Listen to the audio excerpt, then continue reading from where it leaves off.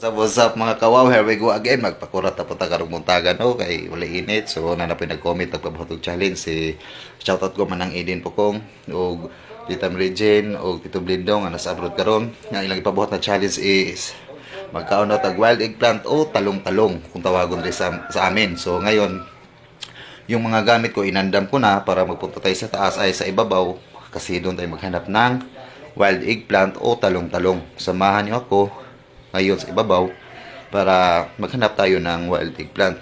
So marami pa lang salamat sa mga viewers ko.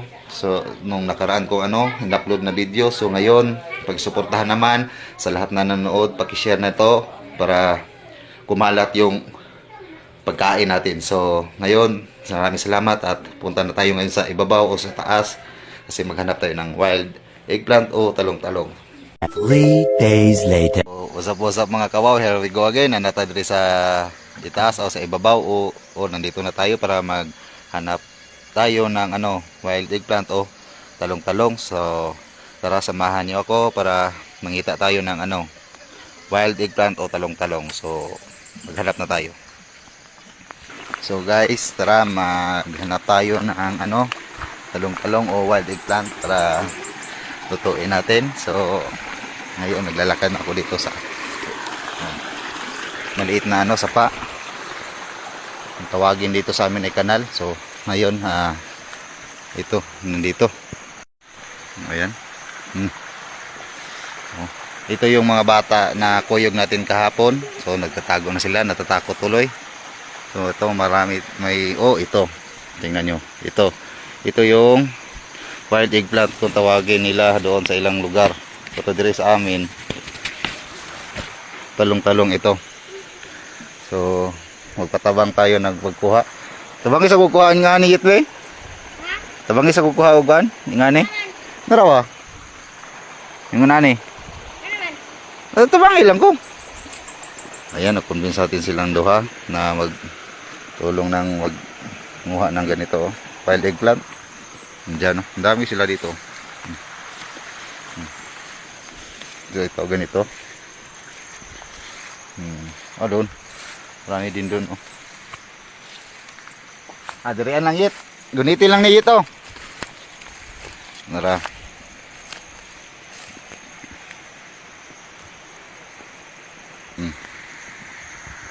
So guys, ito. Mangukuha ako ng manguha ako ng wild eggplant o talong-talong.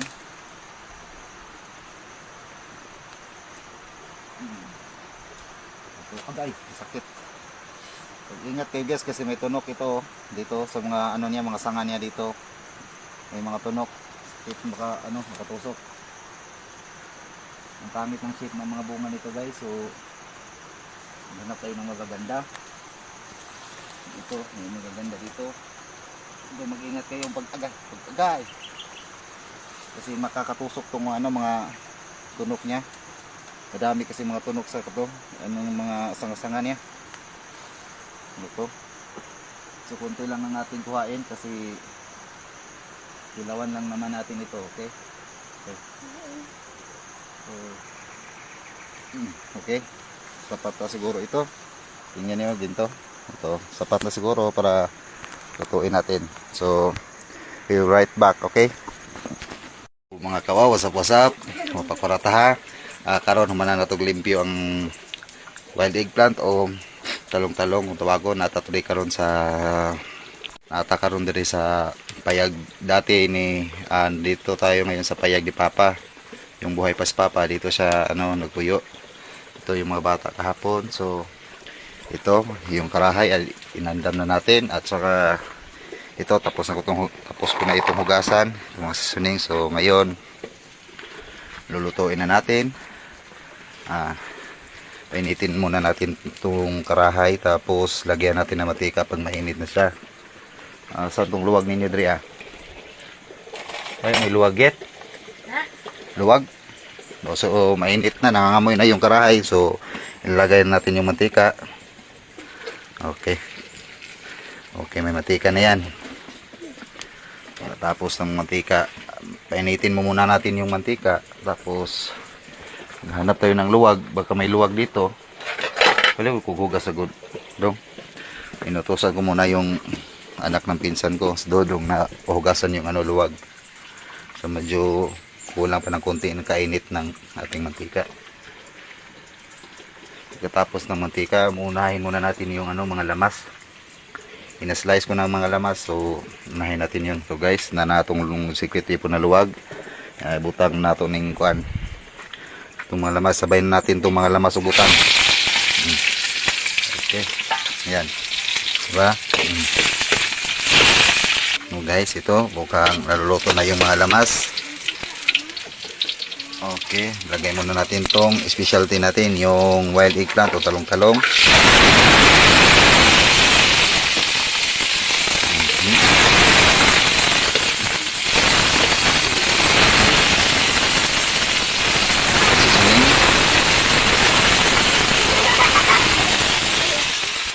So guys, malapit na naluto. Di ko napansin guys na mayroon palang manok pala dito sa panukilid. Oh. Ayan oh.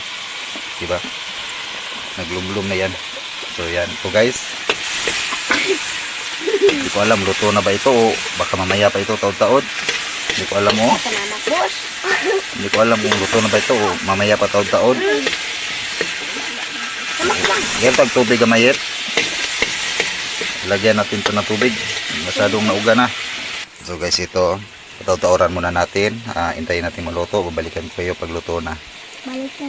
A few inches later. Usap mga kawaw, manatagluto o okay na tanan.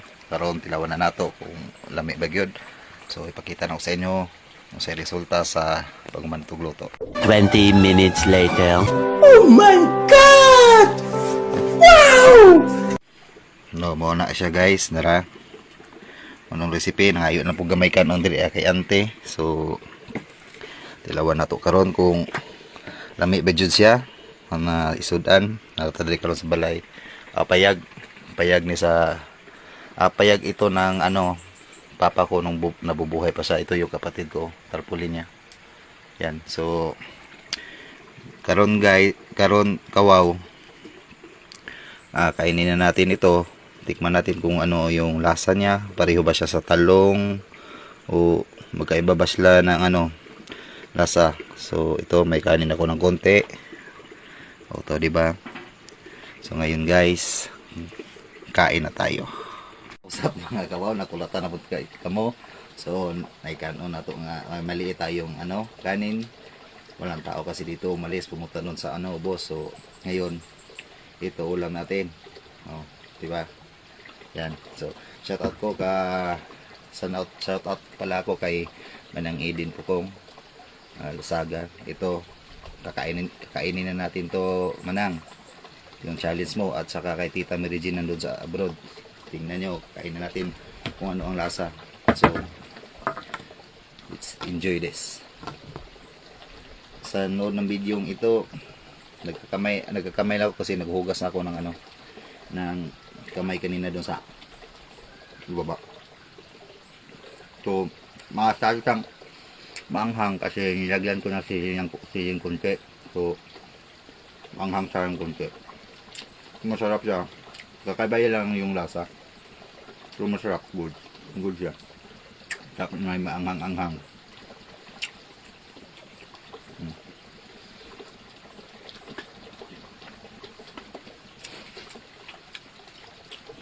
Manamis-namis siya, tapos siguro hindi natin ito maubos kasi nasa diet season tayo, di ba? Pero masarap siya, okay siya. Masarap siya. Matamis yung pagkagat mo sa bilog. Medyo matamis siya ng konti. Matamis-tamis siya. Masarap siya. Iba lang yung lasa, pero pag nasa bibig mo yun, nausap mo na, so parang yung bilog makagat mo, tapos mabuak, ayun. Yung mga katas niya masarap siya. Kung mga namis konti. Manang success yung halin sa binigay mo sa akin. So sa lahat na nanonood ngayon, sa mga viewers ko, please naman pakishare ng video na ito at supportahan ang susunod ko pang videos. Okay, so masarap, success siya, good siya. So i-close ko muna itong video na ito para focus ako sa pagkain. Okay, bye bye. So shout out ako kay Manang ha. nagawa ko yung challenge mo. So, sa may gustong magpa-challenge dyan, sa wild lang na pagkain, try natin. Pero, sabi nga nila, lahat na nabuhay dito sa mundo, makakain. Maliban lang yung mga dumi-dumi ng mga hayop na patay na yung isinilang dito sa mundo. So, hindi kaya yun. Mga wild lang. Bye-bye. Share lang and follow. Bye-bye.